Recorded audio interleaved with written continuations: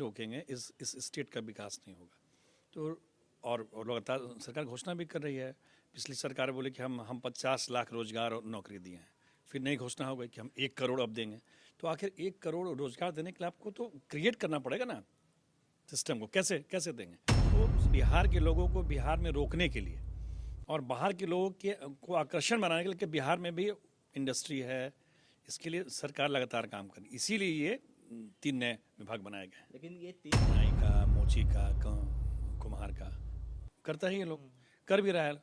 लेकिन उन लोगों को वो लोग परंपरागत काम कर रहा है, उनके फादर सिखाए, उनके फादर सिखाए।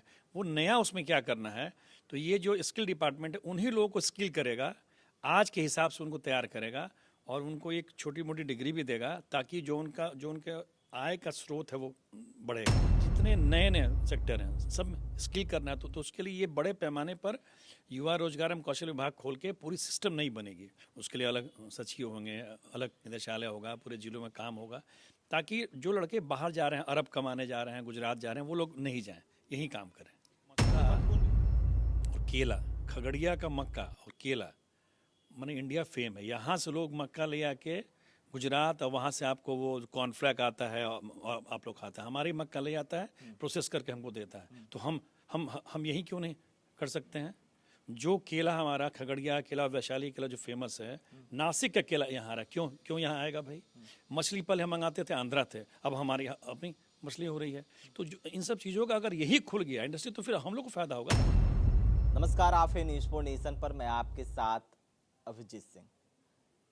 बिहार सरकार के द्वारा 3 नए विभाग बनाए गए हैं, कैबिनेट से इसकी मंजूरी भी मिल गई है और वो 3 विभाग हैं युवा रोजगार एवं कौशल विकास विभाग, उच्च शिक्षा विभाग और नागर विमान विभाग।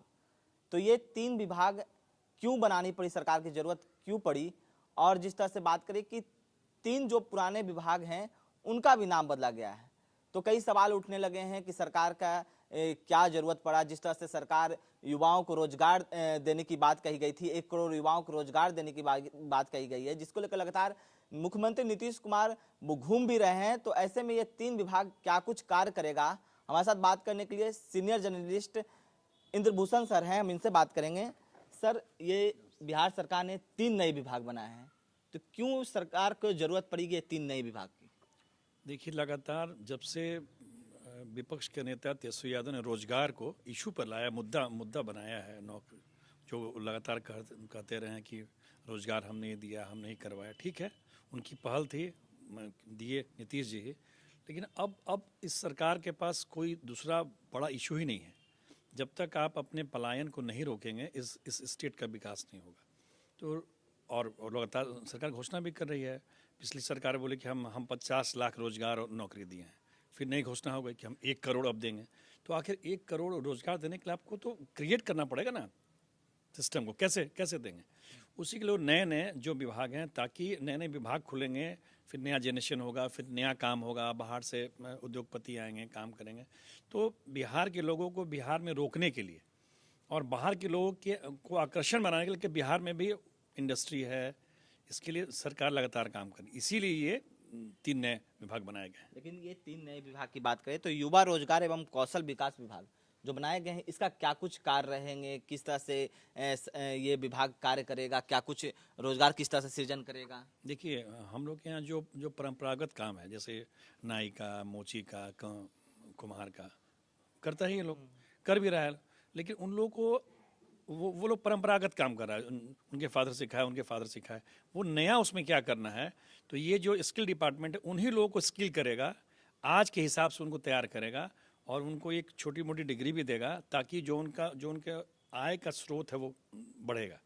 आप जो काम कर रहे हैं, अगर आपको हम ITA की डिग्री देंगे तो आपका वेतनमान 3 गुना हो जाएगा। तो ये रोजगार भी क्रिएट होगा और आपको काम भी मिलेगा और आपका आय भी बढ़ेगा। तो सब वैसे लोगों को जो परंपरागत काम कर रहे हैं उनको स्किल कर देना है, और नए बच्चों को भी जो कम पढ़ने वाले, जैसे मैट्रिक वाले, इंटर वाले, उन लोगों को भी जितने नए नए सेक्टर हैं सब स्किल करना है। तो उसके लिए ये बड़े पैमाने पर युवा रोजगार एवं कौशल विभाग खोल के पूरी सिस्टम नहीं बनेगी। उसके लिए अलग सचिव होंगे, अलग निदेशालय होगा, पूरे जिलों में काम होगा, ताकि जो लड़के बाहर जा रहे हैं, अरब कमाने जा रहे हैं, गुजरात जा रहे हैं, वो लोग नहीं जाएँ, यहीं काम करें। सबसे महत्वपूर्ण विभाग जो उच्च शिक्षा विभाग बनाए गए हैं। जिस तरह से शिक्षा विभाग बिहार में काफ़ी सवाल उठता है उस पर शिक्षा पर, तो ये उच्च शिक्षा विभाग बनाया गया है, तो यह इसका क्या कुछ कार्य रहेगा?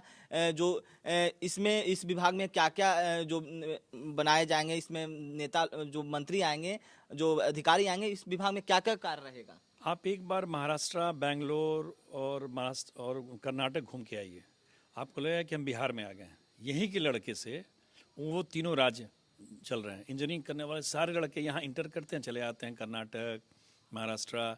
क्यों जाते हैं? वहाँ पर इंजीनियरिंग के, मेडिकल के, टेक्निकल, मैनेजमेंट के बड़े बड़े कॉलेजेस हैं। वो कॉलेज बिहार में क्यों नहीं खुल सकते हैं? उसके लिए पॉलिसी नहीं है, नीति नहीं है। तो वैसे निवेशकों को जो चला रहे हैं गुजरात में, महाराष्ट्र में, कर्नाटक में, उन लोगों को बिहार ले आना है। तो उसके लिए एक अलग उच्च शिक्षा विभाग बनाया गया, ताकि उनके हिसाब से उनको बुलाने के लिए, नए कॉलेजेस खोलने के लिए नई पॉलिसी बनेगी।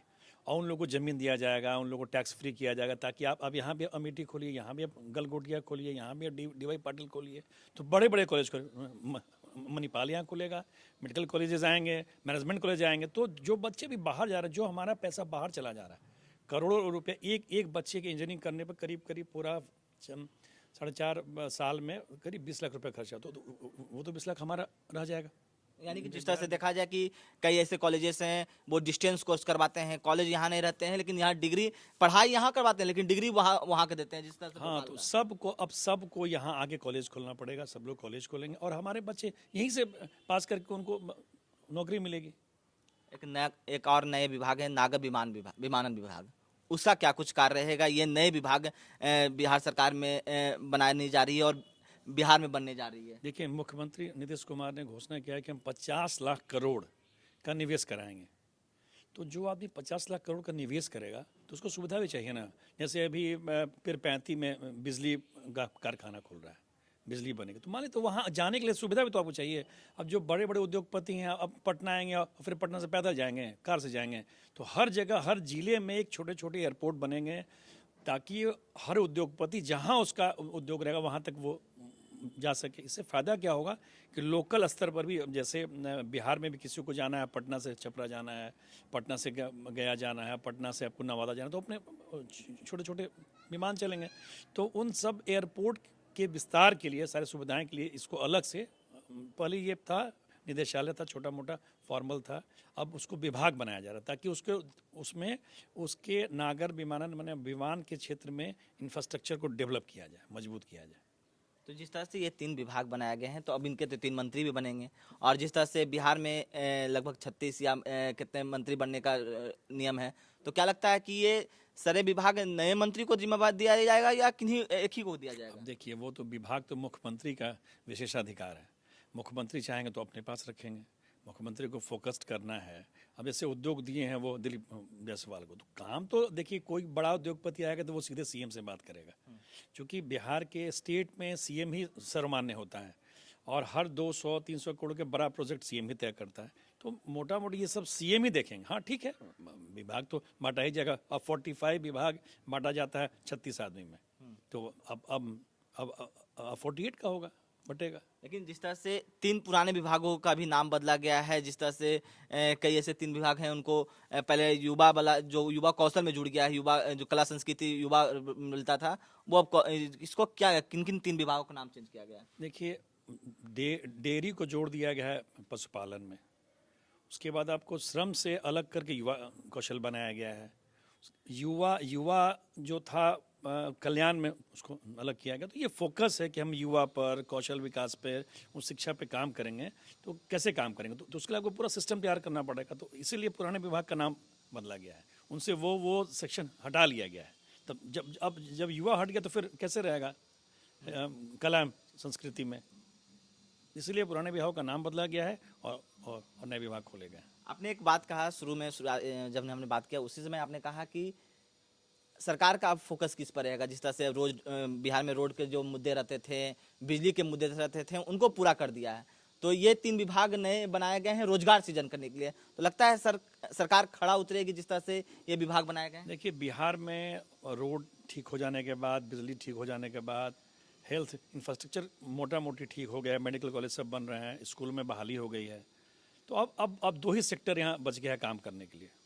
एग्रो प्रोसेस इंडस्ट्री, चूँकि हमारे यहाँ खेती है, मेरे यहाँ मक्का है, मेरे यहाँ गन्ना है, मेरे यहाँ मखाना है, मेरे यहाँ चावल है, मेरे यहाँ आलू है, तो एग्रो प्रोसेस इंडस्ट्री। दूसरा टूरिज़्म इंडस्ट्री, हमारे यहाँ बौद्ध का सबसे बड़ा केंद्र है, जैन का सबसे बड़ा केंद्र है, सीता जी का यहाँ घर है, माने मनेर शरीफ है, तो मैंने हर धर्म के बड़े बड़े यहाँ हैं, सिख के दूसरे हैं पटना सिटी में। तो दो ही फील्ड है, टूरिज़्म इंडस्ट्री और एग्रो प्रोसेस इंडस्ट्री।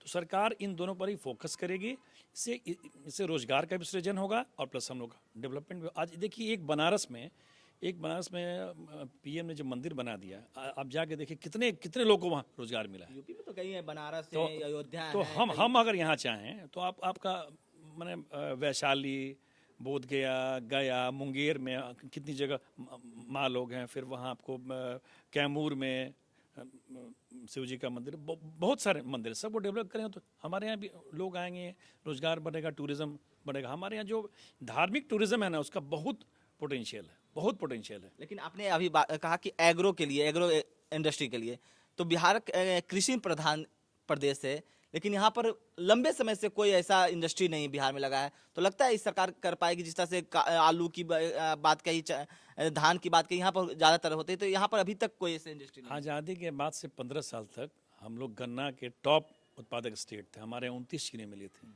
ठीक है, कालांतर में उसमें काम नहीं हुआ, बहुत सारा यूनियनबाजी हुआ, बंद हो गया, लालू जी ने ध्यान नहीं दिया, नीतीश जी भी अब लग गए बेसिक चीज़ में, रोड में, और तो अब उनके ध्यान में आया है, होगा। हमारे यहाँ देखिए, हमारे यहाँ से मक्का और केला, खगड़िया का मक्का और केला माने इंडिया फेम है। यहाँ से लोग मक्का ले आके गुजरात, और वहाँ से आपको वो कॉर्नफ्लैक आता है और आप लोग खाते हैं, हमारी मक्का ले आता है, प्रोसेस करके हमको देता है। तो हम यही क्यों नहीं कर सकते हैं? जो केला हमारा खगड़िया केला, वैशाली केला जो फेमस है, नासिक का केला यहाँ आ रहा है, क्यों यहाँ आएगा भाई? मछली पहले हम मंगाते थे, आंध्रा थे, अब हमारे यहाँ अपनी मछली हो रही है। तो इन सब चीज़ों का अगर यही खुल गया इंडस्ट्री, तो फिर हम लोग को फायदा होगा ना। हमारा मक्का 10-20 रुपये में ले आके वो 100 रुपये में बेच रहा है वहाँ का आदमी, तो वही अब सरकार बोलेगी तुम यही खोलो, यही तो प्रोसेस करो, हमको भी टैक्स मिलेगा, रेवेन्यू मिलेगा। लेकिन यहाँ पर बड़ा सवाल यह है सर कि इंडस्ट्री कैसे खुलेगा? जिस तरह से कहा जाता है कि कानून व्यवस्था को देखते हुए जो इंडस्ट्रियल है वो कहीं पर इन्वेस्ट करते हैं।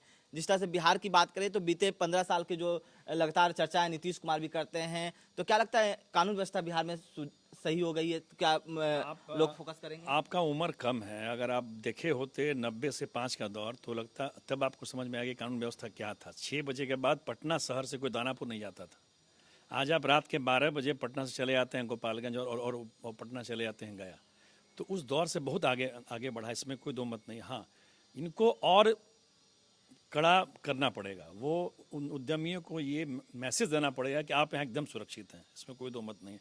और जहाँ तक ज़मीन की बात है, तो ज़मीन कैबिनेट से सरकार ने ये तय कर दिया है कि आप 10,000 रोजगार दीजिए, आपको फ्री में ज़मीन देंगे, आपको हम 5 साल टैक्स नहीं लेंगे। तो सरकार प्रयास कर रही है, लेकिन सरकार को इस पर फोकस्ड होकर प्रयास करना पड़ेगा, एकदम इसमें लगना पड़ेगा। मुख्यमंत्री को डेली मॉनिटरिंग करनी पड़ेगी, चीफ सेक्रेटरी को। इसी आपको याद होगा अभी परसों से चीफ सेक्रेटरी ने कहा कि हम उद्यमियों से मिलने के लिए हम एयरपोर्ट जाएंगे, उद्यमी हमारे चैम्बर में नहीं आएंगे। जब भी कोई उद्यमी आएंगे तो निवेशक से बात करने के लिए एयरपोर्ट पर खोल दिया गया कार्यालय। अब चीफ सेक्रेटरी एयरपोर्ट पर जाएंगे, उनसे बात करेंगे, उनको मैंने वो लोग चाह रहे हैं कि किसी भी तरह से लोगों को समझा के मना के यहाँ लाएं। और मुझे लग रहा है अगर सरकार फोकस्ड रही, और दूसरा है कि सरकार के पास कोई चारा भी नहीं है। अगर सरकार ये नहीं करेगी तो फिर दोबारा आ नहीं पाएगी। इसलिए सरकार को मजबूरी भी है, लोकसभा चुनाव भी है, सब देखना है लोगों को। तो मुझे लग रहा है कि अगर 100 सरकार बोलेगी तो 20-30 तो हो ही जाएगा ना। चलिए, तो हमारे साथ हैं सीनियर जर्नलिस्ट इंद्रभूषण सर। क्या कुछ जानकारी दिया, जिस तरह से नई 3 विभाग बनाए गए हैं उसको लेकर क्या कुछ काम रहेगा, किस तरह से ये विभाग काम करेगा, इस पर हमने बात किया था। इस तमाम न्यूज़ के साथ